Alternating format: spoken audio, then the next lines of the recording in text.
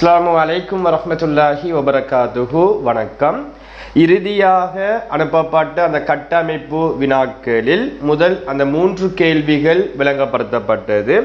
அந்த வினாத்தாளில் 1 மற்றும் 3வது வினா விளங்கப்படுத்தப்படவில்லை. இன்று அந்த 1க்கும் 3 அந்த கேள்வி பகுதிக்கான விளக்கம் தரப்பட உள்ளது. பிள்ளைகள் பார்த்து கொள்ளுங்க.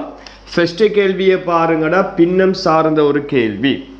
மாலா தோடம்பழங்கள் உள்ள ஒரு பெட்டியை ரூபாய் 600க்கு வாங்கினால் அப்பெட்டியில் உள்ள தோடம்பழங்களில் 6ல் 1 பழுதடைந்திருக்கும். அதே வேளை அதில் பழுதடையாதவற்றில் 5ல் 2 தனது நுகர்விற்கு வைத்து கொண்டார்.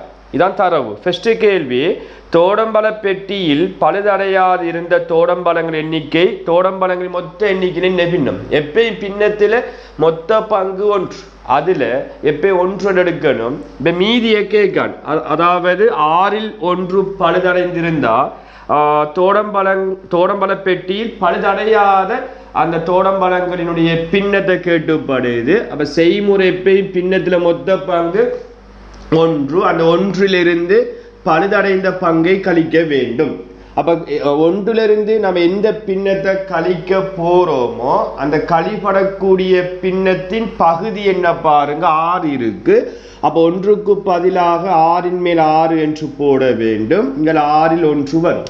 8 வந்தா 8ல் 8 சய 8ல் ஒரு பின்னம். அப்ப கழிப்படக்கூடிய அந்த பின்னத்தில பகுதி என்ன காணப்படுகின்றதோ, என்ன பெருமானம் காணப்படுகின்றதோ அந்த 1க்கு பதிலாக பகுதி எண்ணையும் தொகுதி எண்ணையும் அதே பெருமானமாக போட்டுக்கொள்ள வேண்டும். அப்ப 2னுடைய பகுதி என்னும் சாமன் 6லிருந்து 1 போன 5. அப்ப முதல் கேள்விக்கு ஆன்சர் 6ல் 5 என்று கிடைக்கும். இரண்டாவது கேள்வி, நுகர்விற்கு வைத்து கொண்ட தோடம்பழங்களின் பின்னம் கேட்கப்படுது. உங்களுக்கு தெரியும், மீதியின் என வசனம் வரும்போது மீதியை கண்டுபிடித்து விட்டோம். அப்ப 6ல் 5 இன்னென்று சொன்னா பொட்மாஸ்ல ஒஃபண்ட் அர்த்தம். அவன் என்ன பங்கு சொல்றானோ அந்த பங்கால் பெருக்கி கொள்ள வேண்டும். ஸோ 5ல் 2 பங்கு 5ல் 2ஆல் பெருக்கும் போது 5ம் 5ம் வெட்டுப்படும். 2ஐயும் 6ஐயும் 2ஆல் சுருக்கலாம். 1 3. அப்ப நேருக்கு நேர் பெருக்கும் போது 1ன் கீழ் 3. அப்ப 3ல் 1 பங்கு என்று விடை கிடைக்கும். இதே போன்று 3வது பாருங்கடா. இப்போது மீதி தோடம்பழங்களின் எண்ணிக்கையை ஒரு தோடம்பழம் ரூபாய் 30 வீதம் விற்பதன் மூலம் அவருக்கு 300 ரூபாய் இலாபம் கிடைக்குது. அப்ப ஏற்கனவே அந்த தோடம்பழ பெட்டி அந்த பொக்ஸை ரூபாய் 600க்கு வாங்கி கொள்றார். 300 ரூபாய் லாபம் கிடைக்கின்றது என்று சொன்னா அந்த 600ஓட 300 கூட்ட வேணும். கூட்டும் போது 900 வரும். அப்ப விற்ற மொத்த விலையை கண்டுபிடிக்க வேண்டும். அப்படின்னு சொன்னா அவரை செலவோட அந்த லாபத்தை கூட்டும் போது ரூபாய் 900 வரும். ஆனா கேள்வி என்னன்னு சொன்னா, விற்ற தோடம்பழங்களின் எண்ணிக்கை கேட்கப்படுகின்றது. ஒவ்வொரு தோடம்பழத்தையும் 30 ரூபாய் படி விற்கப்படுகின்றது என்று சொல்லப்படுது. அப்ப விற்ற தோடம்பழங்களின் எண்ணிக்கை எவ்வாறு காணணும் என்றால், அந்த மொத்த ரூபாவை ஒரு தோடம்பழம் எவ்வளவு ரூபாய் படி விற்கப்படுகின்றது 30. அப்ப அந்த 30ஆல பிரிக்கும் போது 0 வெட்டுப்படும். 90 3ஆல் பிரித்தீங்கன்னா 30 தோடம்பழங்கள் என்று வரும். அதை விளங்கிக் கொள்ள வேண்டும். இறுதியாக தொடக்கத்தில் தோடம்பழ பெட்டியில் இருந்த தோடம்பழங்கள் எண்ணிக்கை யாது என்று கேட்கப்படுது.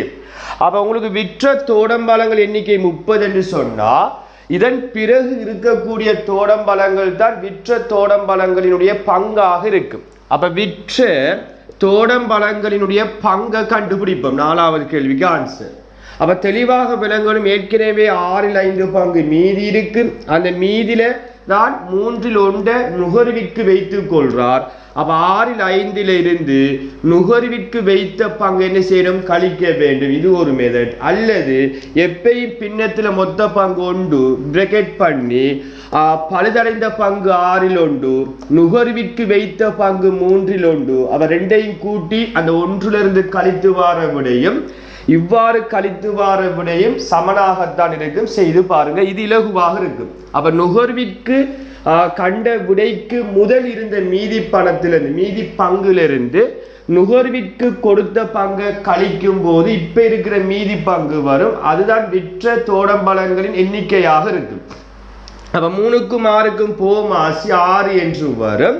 அப்ப 6 3 6ஆக மாற்றணும் என்றா 2ஆல் பெருக்கணும், மேலையும் 2ஆல் பெருக்கணும். உங்களுக்கு போமாசி பார்க்க தெரியாட்டி டானா வடிவத்தை போட்டு அந்த 3க்கும் 6க்கு போமாசி பார்த்து கொள்ளுங்க. 6 என்று வரும்.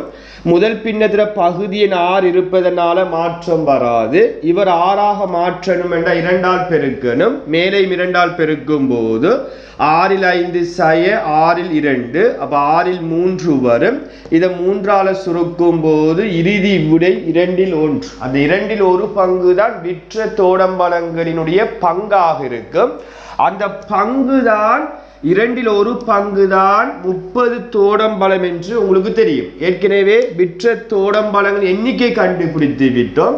இப்போது விற்ற தோடம்பழங்களின் பங்கு, அந்த பங்கு அந்த எண்ணிக்கைக்கு சமனாக இருக்கும். அப்ப ஒரு பங்கு 30 தோடம்பழம் என்றா மொத்த தோடம்பழத்துல எண்ணிக்கை வந்து 30 இந்த 2ஆல் பெருக்க வேண்டும். ஏனென்றா ஒரு பங்கு 30 என்று சொன்னா இந்த பின்னத்துல கீழுக்கு வாரதான் மொத்த பங்கு, அதை 2ஆல் பெருக்கும் போது 60 தோடம்பழங்கள் என்று வரும். இந்த 60க்குள்ள பழுதடைந்தது, அவர் நுகர்விற்கு வைத்தது, விற்றது, அந்த 3ம் சேர்ந்துதான் 60 தோடம்பழங்கள் என்று கிடைக்கும். அதுல பார்க்காத மற்றும் ஒரு கேள்விதான் 3வது வினா. ஒருவர் தனது சம்பளத்தில உணவுக்கும் ஆடைக்கும், அப்ப நான் உணவு என்று போட்டுக்கொள்றேன், அங்கால விகிதத்துல வருது, சோ ஆடை என்று போட்டுக்கொள்றேன், 5 2க்கு என்று சொல்லப்படுது. மறுபடியும் ஆடைக்கும் போக்குவரத்துக்கும் இன்னும் ஒரு விடயம் ஒன்று சேர்க்கப்படுது, போக்குவரத்து. அது எப்படி என்று சொன்னா ஆடைக்கும் போக்குவரத்துக்கும் 4 1க்கு, அப்ப ஆடைக்கு கீழே 4 போட்டு போக்குவரத்துக்கு கீழே அதில் ஒரு பங்கை போட்டு விட்டு தனது மாத வருமானத்தில் மாதம் ஒன்றிற்கு ரூபாய் 2000 சேமிக்க திட்டமிட்டுள்ளார். ஒவ்வொரு மாசமும் அவர் எடுக்கிற சம்பளத்திலிருந்து ரூபாய் 2000 படி ஒவ்வொரு மாசமும் சேமிக்கிறதுக்கு திட்டமிட்டு இருக்கிறார். மீதி பணத்தை மேற்குறிப்பிட்ட முறையில் செலவிட உத்தேசித்துள்ளார். இவ்வாறு அந்த மிச்சமான பணத்தை ஒவ்வொரு மாசத்திலையும் 2000 பணத்தை சேமிப்புக்கு எடுத்தா மீதி பணத்தை இந்த மெத்தட்ல அந்த செலவிடுவதற்கு உத்தேசித்துள்ளார். அவரது ஒரு மாதத்திற்குரிய மொத்த சம்பளம் 20000 என்று சொல்லப்படுது. அப்ப 20000த்துல 2000 சேமிப்புக்கு ஒதுக்குவார் என்று சொன்னா அந்த மீதி பணம் 18000. அந்த 18000 இந்த மெத்தட் அடிப்படையில் செலவுக்கு உத்தேசித்துள்ளார். இதை விளங்கி கொண்டு முதலாவது கேள்வி, அவருக்கு மாதம் ஒன்றிற்கு ஏற்படும் மொத்த செலவு யாது என்று கேட்கப்படுகின்றது. அப்ப இது இலகுவான ஒரு கேள்விதான், நான் இவரத்தை நோட் பண்றேன். முதலாவது கேள்வி, அப்ப 20000 மொத்த சம்பளம் என்று சொன்னா அதுல 2000 சேமிப்புக்கு ஒதுக்கப்படுகின்றது என்று சொன்னா ஒவ்வொரு மாதமும் அவர் செலவிடும் மொத்த பணம் ரூபாய் 18000 என்று முதல் கேள்விக்கு ஆன்சர் வரும். செகண்ட் கேள்வி, அவர் செலவுகளுக்கு இடையிலான பொது விகிதம், அதை நான் மேலே நோட் பண்ணேன் பாருங்க பிள்ளைகள். 2வது கேள்விக்கு ஆன்சர் ஆல்ரெடி நான் விகிதம் நோட் பண்ணப்பட்டதால ஃபர்ஸ்ட் கேள்விக்கு இவரத்தை விடையை நோட் பண்ணிருக்கேன். செகண்ட் கேள்விக்கு மேலே போட்டு உங்களுக்கு தெரியும், நடுவுல பாருங்க ஆடைக்கு அந்த 2 பெருமானமும் தெரியும், உணவுக்கு ஒரு பெருமானம் தெரியும், போக்குவரத்துக்கு ஒன்றுதான் மேலே தெரியாது. அப்ப நடுவில் தெரிந்த அந்த சோடி அந்த 2 பெருமானமும் வரும்போது Z வடிவம் 8ஆம் ஆண்டுல படிச்சிருப்பீங்க. 5 4ஓட பெருக்கப்படும், 4 2ஓட பெருக்கப்படும், 2 1ஓட பெருக்கப்படும். அப்ப இதை Z வடிவம் என்று சொல்லப்படும். 5 4ஆல் பெருக்கும் போது 20, 4 2ஆல் பெருக்கும் போது 8, 2 1ஆல் பெருக்கும் போது 2 என்று வரும். இதை மேலும் சுருக்க முடியுமாங்கிறத பார்க்க வேண்டும். 3 பெருமானத்தையும் பொதுவான ஒரு இலக்கத்தால் சுருக்க முடியுமான்னு பார்த்தீங்க என்று சொன்னா சுருக்க முடியும். எதால சுருக்கலாம் என்றால் 2ஆல் சுருக்கலாம். இது 10 முறை, இது 4 முறை, இது 1 என்று வரும். அப்ப இதுதான் இறுதி விட. உணவு 10 பங்கு, ஆடை 4 பங்கு, போக்குவரத்து 1 பங்குண்டு வரும். இன்னும் ஒரு மெத்தட் இருக்கு. உங்களுக்கு Z வடிவம் மறந்தீங்கன்னு சொன்னா தெரிந்த சோடி எங்க வந்தாலும் சரி, அது நடுவுல வந்தாலும் சரி, தொங்கல வந்தாலும் சரி, ஃபெஸ்ட்ல வந்தாலும் சரி, போமாசி பார்ப்பது. ஒரு பின்னத்தை கூட்டணும் அல்லது கழிக்கணும் என்று சொன்னா பகுதியின் சமனாக இருக்க வேண்டும் என்பது போன்று அந்த தெரிந்த சோடி ஒரே பெருமானமாக இருக்கணும். இங்க 2 இருக்கு, இங்க 4 இருக்குன்னு சொன்னா இது ஒரே பெருமானமா இல்லை. அப்ப போமாசி பார்த்தா 4 என்று வரும். அப்ப 2 4ஆக மாற்றணும், 2ஆல பெருக்கணும். இவர சோடி இவர், அப்ப 5ஐயும் 2ஆல் பெருக்கணும். இவர சோடியில மாற்றம் வராது. அப்ப 2ம் 4ஆக இருக்கும் என்று சொன்னா ஒரு 4 போட வேண்டும். 2 10, 1 அப்படியே வரும். அப்ப அந்த மெத்தூடாகவும் நீங்கள் செய்து கொள்ள முடியும். நடுவில் வரக்கூடிய வைக்கு மாத்திரம்தான் Z வடிவம் என்கிறத புரிந்து கொள்ள வேண்டும். நான் சொன்ன அந்த 2வது மெத்தூடாகவும் நீங்கள் பார்த்து கொள்ள முடியும்.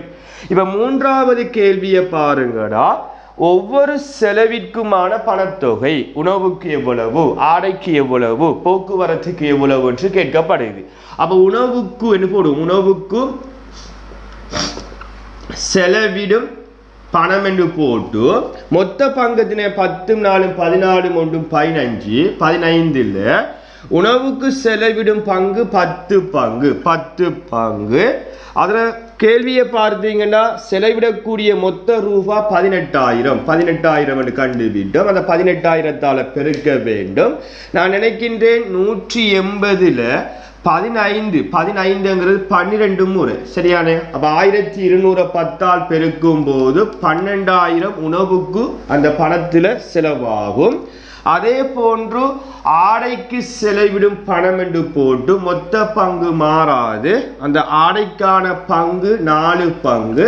அந்த மொத்த ரூபா 18,000ஆல் பெருக்கும் போது ஆல்ரெடி சுருக்கி வைத்திருக்கோம், அதுல மாற்றம் வராது. 15ஐ 180 வெட்டலாம், 12,200.